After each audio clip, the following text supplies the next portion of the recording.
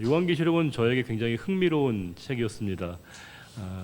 미지와 모호성이 너무 큰 책이었기 때문에 아주 흥미를 갖고 관심을 많이 가졌는데 신학교에 입학한 이후에 가장 좀 많이 시간을 들이고 공을 들이고 연구했던 책이 바로 이 요한계시록입니다. 왜냐하면 요한계시록은 잘 몰랐거든요. 그리고 사실 몰라도 되는 것처럼 아니 몰라야 되는 것처럼 여겨졌던 책 같은 느낌이 있어서 신학교에 입학한 이후에 요한계시록을 좀 제대로 한번 공부해보자 싶어서 가장 많은 시간을 좀 들여서 요한계시록을 좀 연구하고 공부했던 기억이 있습니다. 그리고 그 결과 요한계시록에 이렇게 심오한 의미가 있구나라고 하는 것을 깨닫게 되고 이 말씀을 꼭 성도님들과 함께 나누어야겠다. 제가 여러 번 마음에 다짐을 했던 책이 바로 요한계시록의 말씀이십니다. 사실 요한계시록이 약간 미지 영역 같은 모호한 영역이 있다 보니까 그 틈을 늘 이단과 사이비들이 착 비집고 들어올 때가 있습니다. 그래서 특정 구절, 특정 표현을 크게 침소봉대해서 그들의 교리와 입장을 강화하는 데 쓰여졌던 말씀이 바로 이 요한계시록입니다. 그래서 가장 오해를 많이 받고 있는 책, 지금까지 받아왔고 또 현재도 받고 있는 책이 바로 요한계시록의 말씀이라 생각이 듭니다. 그러나 요한계시록은 정말 우리가 지금도 반드시 읽어야 되고 이 요한계시록의 깊은 의미야말로 이 시대를 깨우는 하나님의 말씀이 이 속에 담겨 있다, 그런 생각이 듭니다. 누누이 말씀드렸지만 요한계시록의 가장 중요한 주제는 역시 뭘까요? 위로라고 하는 것입니다. 위로는 하나님의 위로이죠. 교회를 향한 하나님의 위로입니다. 모든 성경이 다 그러하겠지만 특별히 요한계시록은 시대적 배경을 먼저 우리가 잘 파악을 하셔야 합니다. 로마라고 하는 절대 권력으로부터의 그 종교적인 신앙적인 박해와 압박 속에서 정말 근근히 정말 그들이 생사의 기로에서 매일매일 믿음을 지켜냈던 성도들을 향하신 하나님의 위로이십니다. 여러분과 저도 신앙생활하는 게 쉽지 않죠. 여러분 어때요? 믿음 생활하는 거 어려워요, 힘들어요. 다 힘들다고 얘기합니다. 그러나 이게요, 급이 다른 겁니다. 우리는 대개 우리의 고통과 어려움이라고 하는 것은 되게 주관적일 때가 있거든요. 내가 체험하는 내 주변과 내 삶의 반경에서 벌어지고 있는 그 문제들 때문에 우리가 힘들어하는데 당시에 성도들의 고통을 당하고 있는 그 현실은 객관적인 것이었습니다.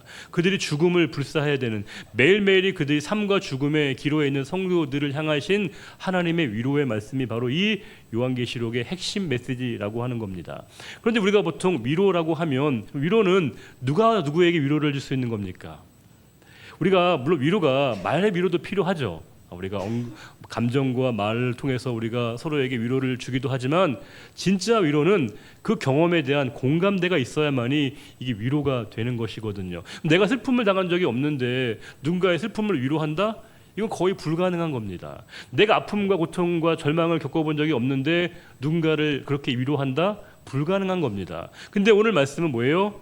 우리의 삶에 그렇게 찾아오시고 다가오신 주님이 우리의 삶의 위로자가 되어주신다고 말씀해 주십니다. 그런데 이 주님의 위로가 진짜 값진 더 큰 이유는 뭐냐면 주님의 위로는 우리의 상황에 대해서 그분이 다가오셔서 심정적으로 감정적으로 동감하시는 수준을 뛰어넘습니다. 물론 우리가 이것도 필요해요. 때로는 심지어는 말로도 위로가 필요합니다. 아유, 괜찮을 거야, 괜찮아질 거야, 이렇게 우리가 또 누군가에게 격려와 위로가 필요하기도 하지만 그럼에도 불구하고 이 위로가 근본적인 해결책이 못 되는 이유가 뭘까요? 우리는 상대방의 상황을 바꿀 만한 능력이 없다는 사실입니다. 정말로 슬퍼하는 분에게, 정말로 고통당하고 있는 그분에게 우리가 그 문제와 상황을 근본적으로 해결할 수 없는 우리들이 할 수 있는 위로라고 하는 건 극히 제한적이고 부분적이고 일시적일 수밖에 없습니다. 그런데 우리 주님의 위로는 근본적으로 문제를 치유하고 해결할 수 있는 능력, 그 대안을 주님이 제시하시기 때문에 이게 진짜 위로가 되는 말씀이거든요. 저도 목회를 하다 보면 또 신앙생활 하다 보면 뭔가 이렇게 좀 디프레스가 되고 다운이 될 때가 있거든요. 그렇죠, 여러분. 그럴 때마다 저에게 가장 큰 위로가 되는 말씀을 저는 요한계시록을 읽을 때마다 그 주님의 위로를 겪게 됩니다. 거대한 주님의 그 스펙타클한 주님의 그 역사하심과 계획을 발견하게 되면 와, 뭔가 이렇게 힘이 불끈불끈 솟는 것을 경험하게 되면서 진정한 위로는 말씀 가운데 있구나, 말씀을 통해서 주시는 위로가 진짜 참된 위로이구나 라고 하는 것을 깨닫게 됩니다. 근데 우리가 이 위로의 말씀이라고 하는 것이 근본적으로 위로가 될 수 있다는 건 뭘까요? 성도들에게, 특히 1세기 성도들에게 위로가 되었던 이유가 뭘까요? 지금 그들을 이렇게 억압하고 박해하고 있는 그 거대한 악이 실체로 존재하고 있습니다. 그 주님께서 뭐라고 말씀하시냐면 이 악에 대한 하나님의 심판이 이제 임박했다고 말씀하시는 겁니다. 지금 그들을 억압하고 있고 박해하고 있는 거대한, 당시의 표현으로 얘기하면 로마라고 하는 거대한 국가 권력이 있는데 그 세력에 대한 하나님의 심판이, 진노가 이제 가까이 왔다라고 하는 겁니다. 그러하기에 이 위로는 근본적으로 하나님의 심판의 메시지를 동시에 담아내고 있는 겁니다. 그래서 요한계시록이 왜 우리에게 두렵게 여겨지냐면요, 심판의 메시지가 제법 많거든요. 되게 우리가 두렵게 하고 살떨리게 하는 말씀이 많다 보니까 되게 우리를 위축시키는 경우가 많은데, 근본적으로 이 말씀은, 이 심판은 누구를 향한 걸까요? 성도들을 박해하는 그들을 향한 메시지라고 하는 거예요. 즉 이 말은 성도들에게 오히려 위로가 되는 겁니다. 너희를 박해하고 굴림하고 억압하고 있는 그들을 제거하고 그들의 행위에 대한 내가 책임을 묻겠다, 이렇게 주님이 말씀하시는 겁니다. 그리고 그때가 그렇게 멀지 않을 것이다, 이렇게 말씀을 주고 있는 겁니다. 요한계시록 오늘 7장을 보려면 앞에 있는 말씀을 잠깐 우리가 보셔야 되는데, 요한계시록 1장 보시게 되면 그 요한이 반모섬에서 이제 하나님의 놀라운 환상을, 그 계시를, 계획을 보게 되는데, 여러 표현 가운데 가장 주목할 부분은 주님에 대한 그 요한의 표현을 우리가 주목하셔야 됩니다. 그 주님에 대해서 요한이 뭐라고 얘기하냐면, 하나님께서 당신을 뭐라고 표현하시냐면 나는 알파와 오메가다. 알파 오메가가 뭔데요? 그죠? 처음이자 마지막이다. 우리의 생애 처음과 끝, 모든 것을 관장하시고 주관하시는 분, 그 권한이, 권세가 하나님에게 있다라고 하는 표현입니다. 그런데 여러분, 그 사이에 우리가 놓치지 말아야 될 중요한 표현이 한 가지 더 숨어 있습니다. 주님께서 당신이 뭐라고 하시냐면 이제도 있고 전에도 있고 뭐예요? 장차 올 분이라고 소개하고 있습니다. 이것은 다분히 당시 로마 사회 제우스 신에 대한 사람들의 찬사에 대한 반박의 성격이 강합니다. 왜냐하면 당시의 최고 신은 제우스 신이었는데 제우스를 기리는 최고의 표현이 있었습니다. 뭐였냐면 제우스는 있었고 있고 있을 것이다, 이렇게 표현했거든요. 제우스 신은 과거에도 있었고 지금도 있고 앞으로 있을 것이, 이게 제우스 신에 대한 사람들의 최고의 찬사였습니다. 그런데 여기 비슷해 보이지만 달라요. 다시 한번 볼까요? 뭐라고 되어 있습니까? 이제도 있고 전에도 계셨고 장차 오시는 분이라는 겁니다. 단순하게 신의 존재를 과거와 현재와 미래 상태를 설명하는 것만이 아니라 우리 주님은 어떤 분이시냐면요, 다가오시는 분이시라는 거예요. 찾아오시는 분이시라는 겁니다. 이게 우리가 놀라운 구원의 본질입니다. 우리는 십자가에 달리신 그분께서 하늘 보좌의 모든 영광을 내려놓으시고 우리에게 다가오시고 우리에게 찾아오시는 분이시라 말씀하십니다. 왜요? 나 때문에, 우리 때문에 그분이 찾아오십니다. 그래서 주님의 위로는 언제나 1대1입니다. 하나님께서 이 공동체적인 만남을 우리에게 원하시고 우리에게 그것을 기대하시긴 하시지만 하나님 이 시간 여러분 때문에 오신 거예요. 모든 이들을 위로하시기도 하시지만 모든 이들에게 소망이 되시는 분이시기도 하지만 동시에 그보다 더 놀라운 건 우리 한 사람 한 사람에게 찾아오신다는 겁니다. 내 가장 가까이 계시는 분이십니다.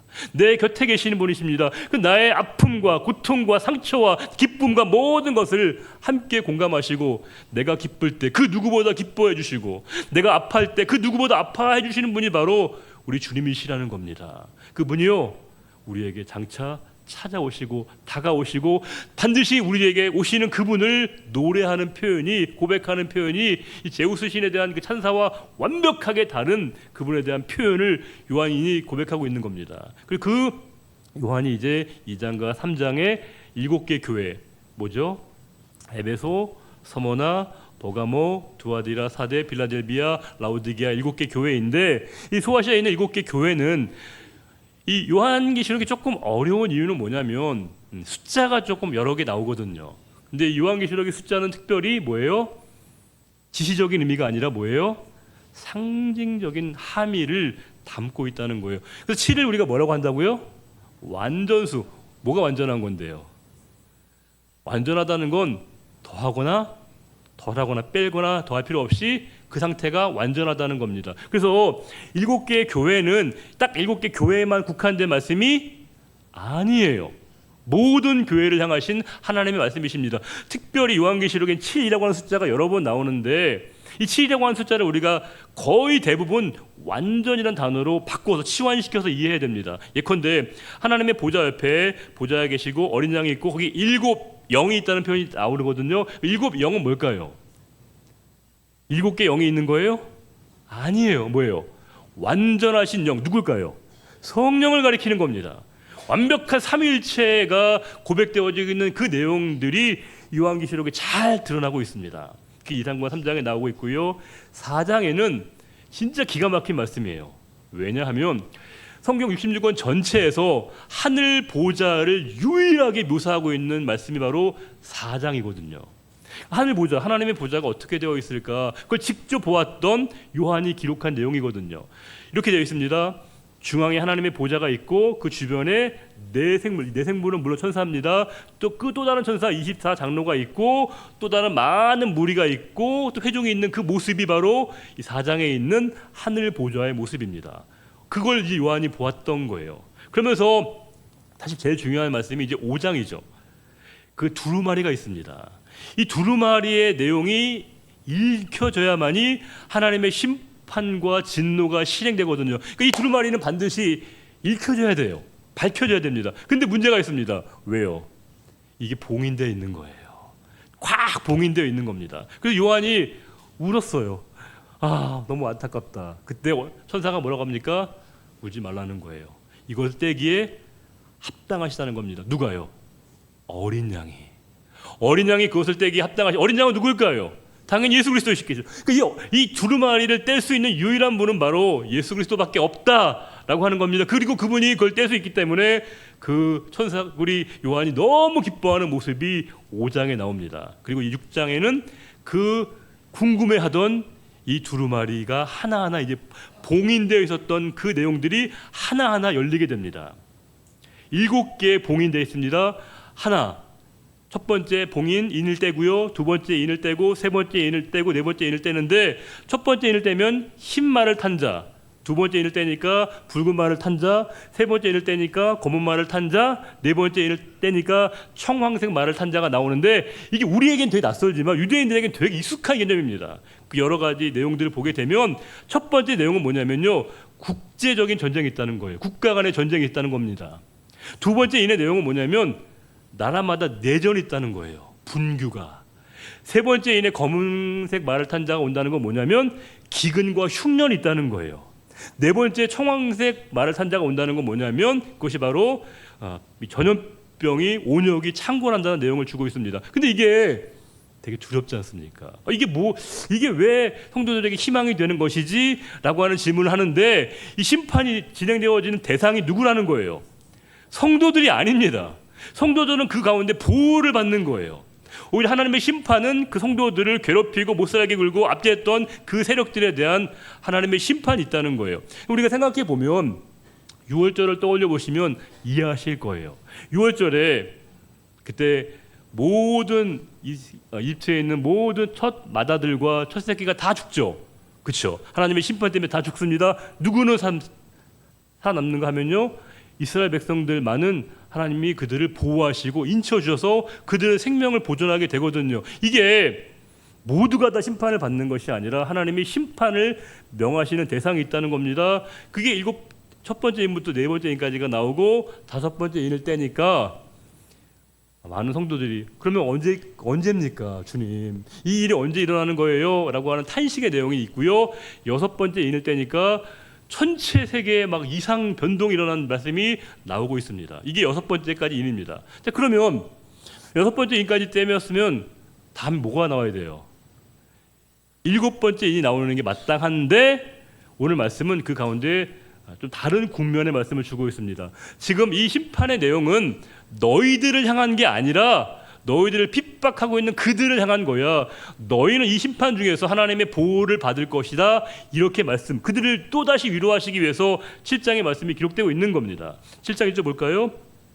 이 일 후에 내가 네 천사가 땅 네 모퉁이에 선 것을 보니 땅의 사방의 바람을, 여기서 바람은 이제 안의 무슨데요, 하나님의 심판과 재난을 상징하는 것인데, 그 바람을 관장하는 천사에게 뭐라고 하나님이 말씀하시냐면, 아직까지는 바람을 불게 하지 마. 이 바람을 멈추신다는 거예요. 근데 빨리 바람이 불어야 하나님의 심판이 진행되어지는데 하나님이 그것을 멈추라고, 잠시 그것을 멈추라고 말씀하신다는 거예요.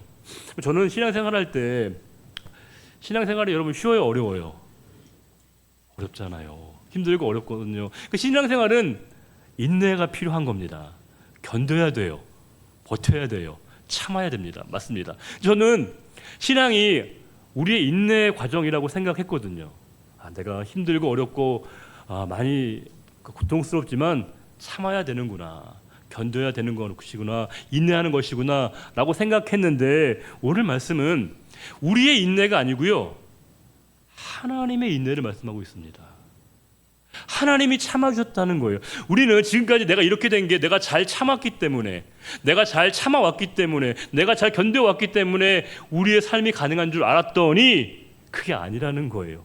하나님이 무던히 길이 참아주셨기 때문에, 그분이 기다려주셨기 때문에 우리 삶이 가능하다는 거예요. 저와 여러분의 지금의 모습이 우리가 이만큼이라도 된 게 우리가 뭔가를 해낸 게 아니라는 겁니다.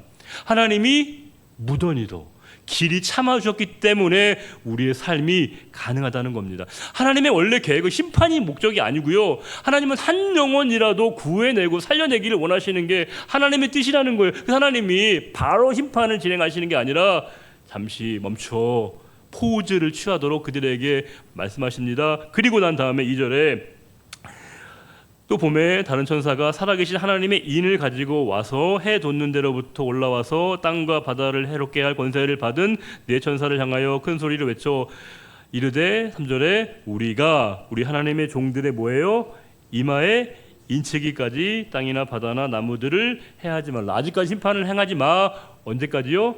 하나님의 백성들에게 인을 칠 때까지, 이마에 인을 칠 때까지. 인을 친다는 건 뭐예요? 이게 바로 뭐예요?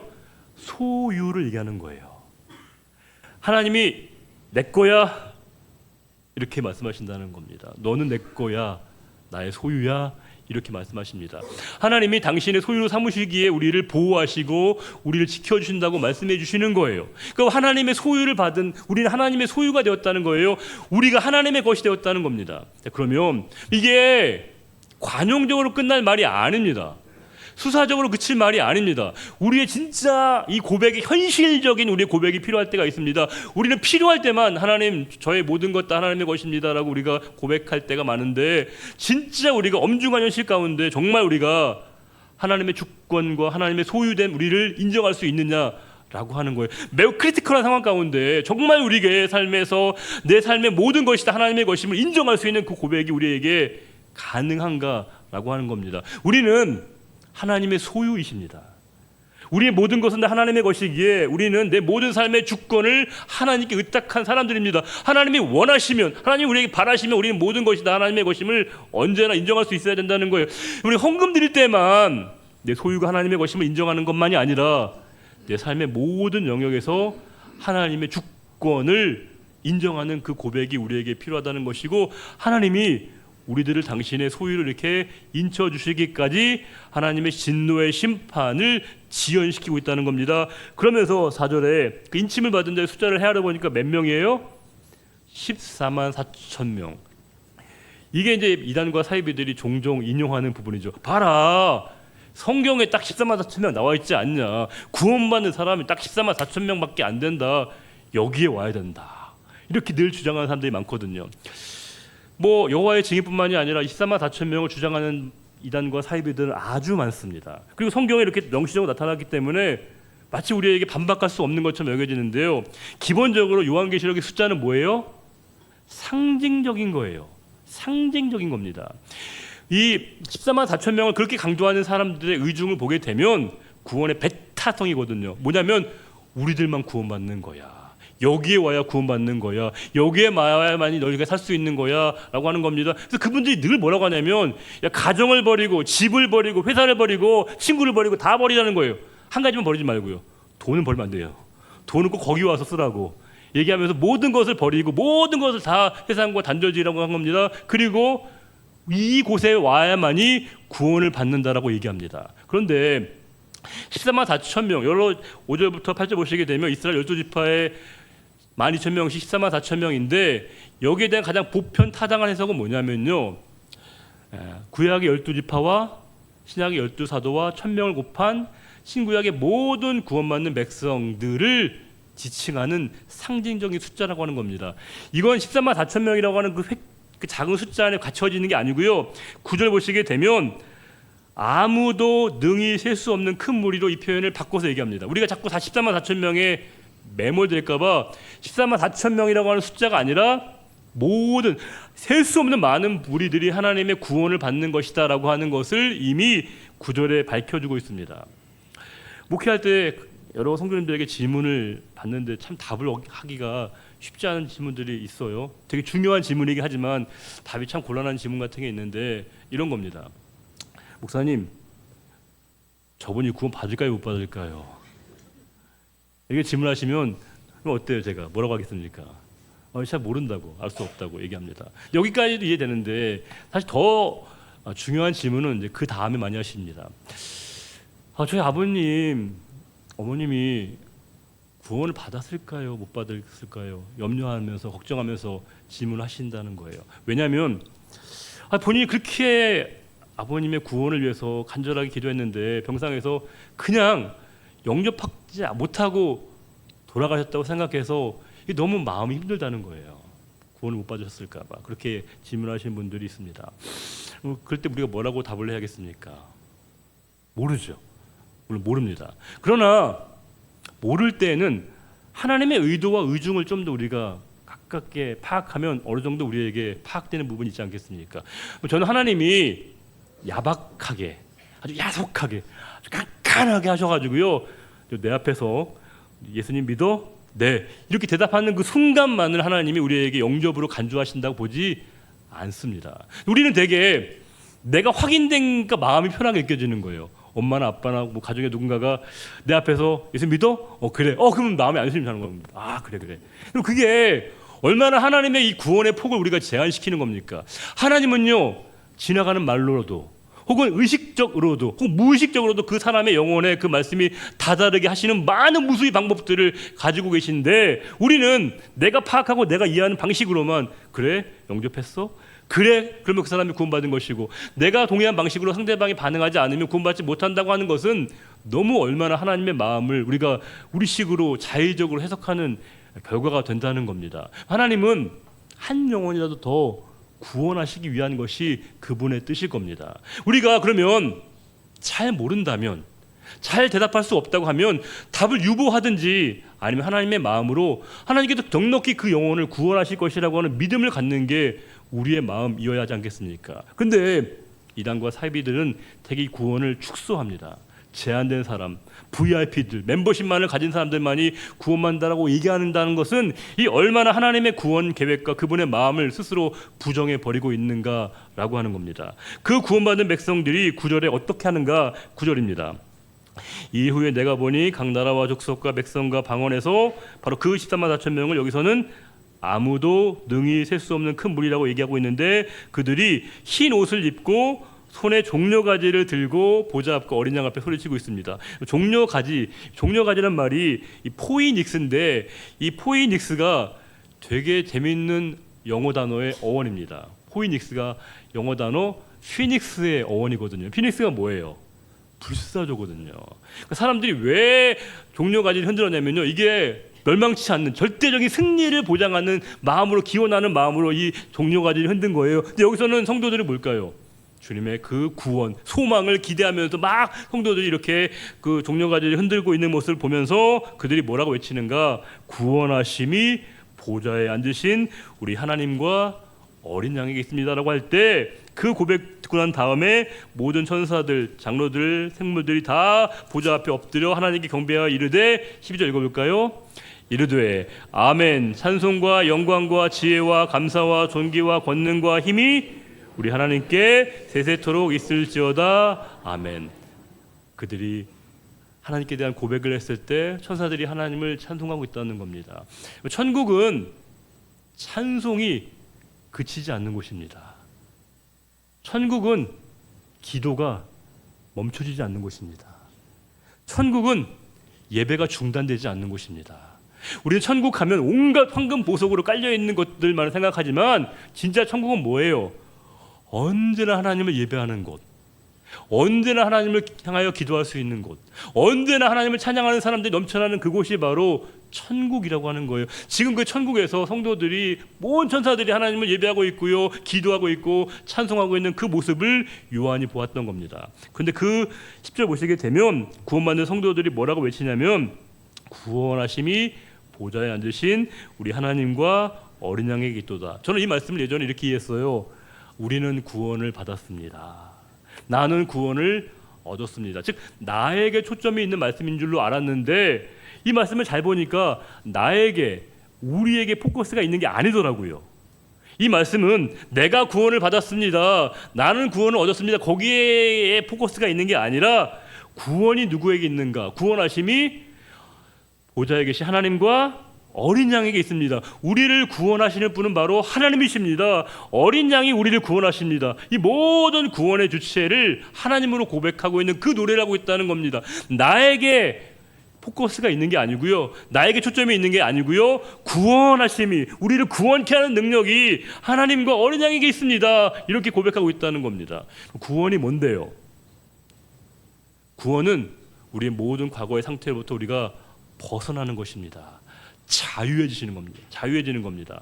우리가 살아가다 보면 과거의 상처와 눌림과 고통으로부터 자유하지 못한 분들이 있을 수 있습니다. 그런데 구원을 얻는다는 건 뭘까요? 그 모든 것들로부터 우리가 벗어나는 걸 의미하게 됩니다. 자유해지는 걸 의미하게 됩니다. 현재 내 삶이 얼마나 답답합니까? 길이 안 보입니까? 얼마나 나를 누르게 하는 일들이 많습니까? 그러나 우리가 주님의 구원을 확신한다는 것은 그 모든 일들로부터 우리가 노임을 얻는다는 겁니다. 자유함을 얻는다는 겁니다. 우리가 미래 생각하면 암담하잖아요. 두렵지 않습니까? 걱정과 염려가 있거든요. 그런데 그 모든 염려와 두려움과 걱정으로부터 우리가 노임을 얻는다, 자유함을 얻는다 말씀하고 있습니다. 그 권세가 누구에게 있는가? 주님에게 있다는 겁니다. 그래서 그 주님을 노래하고 있고요, 찬양하고 있는 겁니다. 구원은 받는 것도 중요하지만 누려야 돼요. 누려야 됩니다. 우리는 그 구원의 감격과 은혜를 누려야 합니다. 구원하심이 주님에게 있다는 걸 내가 믿고 신뢰하면서 그 구원을 우리가 오늘 내 삶의 자리에 누림으로 말미암아 그 주님에 대한 온전한 신뢰를 고백할 수 있는 것이야말로 우리 성도들의 온전한 믿음의 고백이자 구원받은 자의 삶의 표현이라는 사실입니다. 우리 9절과 10절 말씀 한 번만 더 읽고 오늘 말씀을 마치겠습니다. 9절 10절입니다. 이 일 후에 내가 보니 각 나라와 족속과 백성과 방언에서 아무도 능히 셀 수 없는 큰 무리가 나와 흰옷을 입고 손에 종려가지를 들고 보좌 앞과 어린 양 앞에 서서 큰 소리로 외쳐 이르되 구원하심이 보좌에 앉으신 우리 하나님과 어린 양에게 있도다 하니 아멘. 주님, 우리를 구원의 자리에 있게 하셔서 감사합니다. 저희들을 인쳐주셔서 주님의 백성, 주님의 자녀, 주님의 소유로 삼아주셔서 감사합니다. 우리가 구원을 받았고 구원을 누리는 자가 되기를 원합니다. 우리의 모든 삶, 과거의 또 현재의 미래, 우리를 붙들고 있고 얽매이고 있는 모든 것들로부터 우리가 노임을 얻게 하시고 자유하게 하시고 온전한 성도의 기쁨과 평안과 감사를 경험하는 이 예배가 되게 하여 주옵소서. 우리의 모든 삶의 주권이 주님께 있습니다. 주님이 아시고 또 주님이 그 모든 것에 대한 계획도 가지고 계신 줄 믿습니다. 지금껏 우리를 인도하셨사오니 우리의 모든 생애도 주님께 맡겨드립니다. 주님, 저희들을 붙드시고 저희들을 선하신 길로 인도해 주셔서 날마다 구원받은 백성으로 살아가는 이 은혜를 저희들 모두에게 허락해 주실 것을 믿사오며 거룩하신 우리 주님 예수 그리스도의 이름으로 감사하며 기도 올려드립니다.